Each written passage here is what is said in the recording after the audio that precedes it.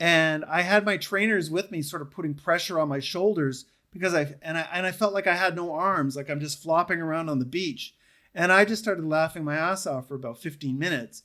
And it brought a certain joyfulness that helped to ease that sadness, you know. So this healing field, or inner healer as Groff calls it, which is basically God, can come and start to work through us in some very tangible ways. What is the difference between breath work and a heightened state of meditation? There can be some overlap, okay? Because you're both going into a non-ordinary state to a certain degree. But the focus is very different, okay? Because when you go into a heightened state of meditation, you're getting there, entering through profound stillness, right? And that's going to probably lead you into a place that's very peaceful, probably, okay? But I've also done the 10-day Vipassana meditation retreat where they tell you after 3 days, your thoughts are going to stop. And they do, because you're meditating 10 hours a day. And so day 3 comes and you stop, right? You get dead silent, right? But what happened with me on day 4, this was in 2009, I had a huge explosion at the heart chakra and my organs started vibrating and I had cold energy coming up through my legs and all through my chest. And I was afraid I might faint. And I had to stop meditating and go to bed. And then for the next 5 days, I had energies just blasting through me from all throughout my body, you know. Would you call that a Kundalini awakening? Exactly. Yeah, it was a Kundalini awakening. Now, what was the difference between my spiritual emergency and my Kundalini awakening? Is with my Kundalini awakening, I knew what was going on. So I knew I wasn't dead or dying. I didn't get delusional. If my Kundalini awakening had happened in 1996, when my first one did, I would have ended up worse off in the psychiatric hospital because it was way more powerful than what got me hospitalized, you know. So, and those energies and those type of energies and processes are the type of things that you're voluntarily going after with holotropic breathwork. You're voluntarily entering in contact with your psyche and saying, I'm going to work out these powerful processes. And you've got facilitators to help you do that so you don't go into psychosis, right? But when I'm on the 10-day meditation retreat and all this starts to unfold, there's no support there whatsoever because all the volunteer Buddhists see is that you're misbehaving. You know, you're supposed to be meditating and being still, and your whole body wants to be screaming and moving, and you need support and all this stuff, and you're not in a position to get it. And so it's common at the Vipassana meditations for them to call an ambulance and for them to take you to the psychiatric hospital. All right. So I would say that with holotropic breath work, you're getting in touch with the same material that people get in touch with psychosis, but you're going there voluntarily, so you're able to process it and you're supported. So there's very little risk of anything difficult or wrong going on, anything detrimental, right? When you're meditating, that's generally not the situation. People are not prepared for powerful non-ordinary state experiences to kind of explode upon you. You're supposed to be going to a place of stillness, you know. What happened after your Kundalini awakening? I was super sensitive for the next couple of months. I had a lot of vibrational activity happening in my thighs. I had hot pins in my toes. My dream life, I think, got a lot more vivid.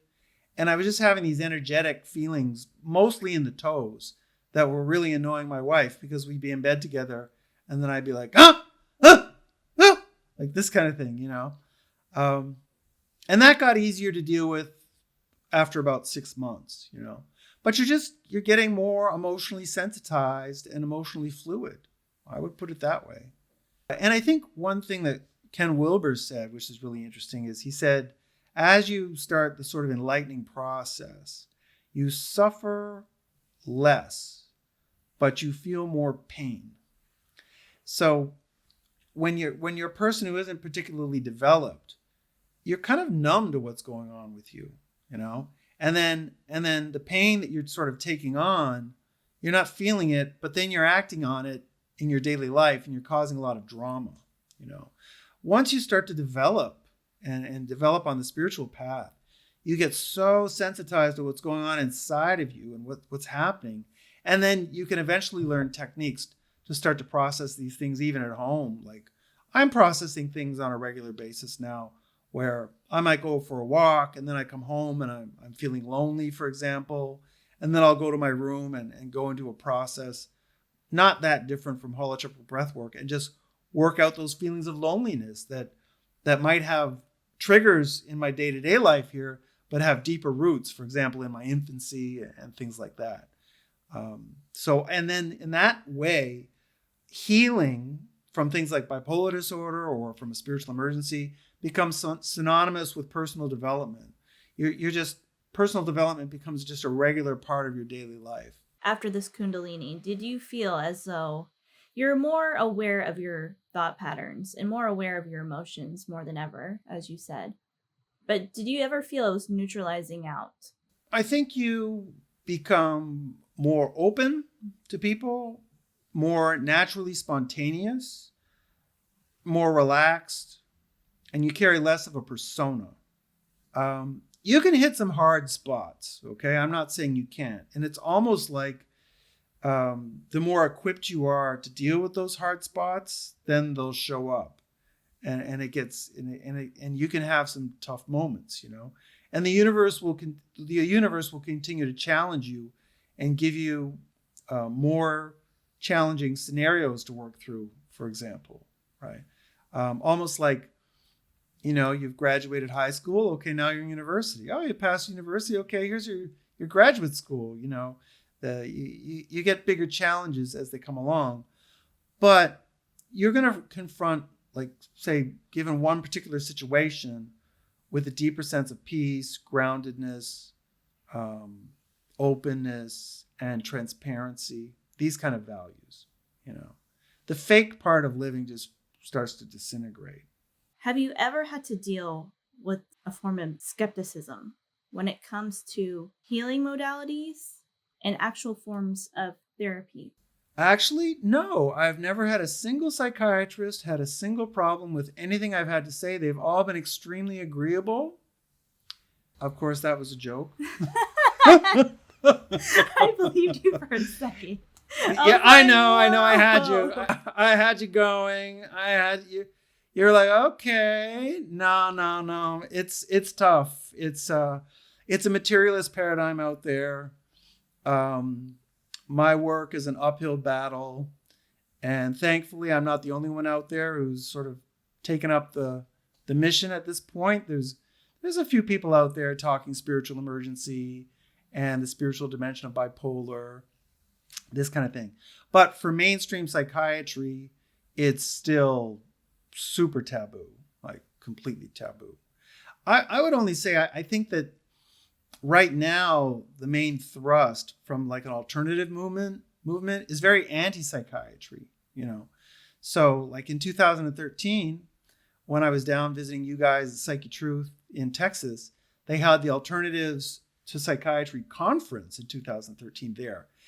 And it was just one big anti-psychiatry love fest or hate fest, you might say, And I don't think we need to go that route. I think that psychiatry's got its place, but that if you really feel that you've got a strong spiritual dimension to what you're dealing with, you don't need to fight the system. You just need to work on your own healing, and the system will support you with the medications that you need until you've done enough healing to start withdrawing slowly and safely. You don't need to fight the system. So did you ever feel as though traditional forms of therapy and implementing your intuition when it comes to doing your own spiritual modalities, the combination of the two complemented each other? If we're talking about talk therapy, I think talk therapy, psychology, just like psychiatry, has a role, right? But one of the issues is that with talk therapy, we're acting like that's the cure for people's problems, and it's not. You have to move the energy involved in these things. So I've had moments in my life where I've been working through particular like difficult moments. And I've gone to a talk therapist. And what we would do, because she understood my modality, we actually studied together a little bit. So we were friends.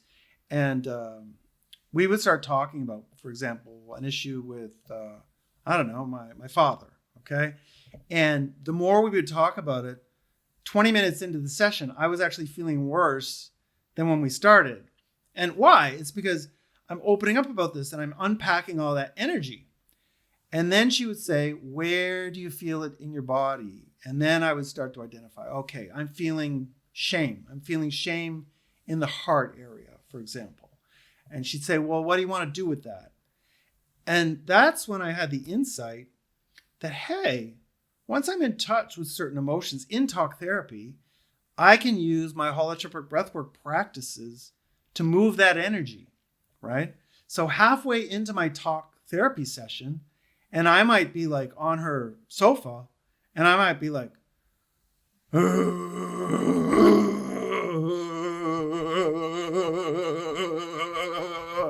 this kind of thing, you know?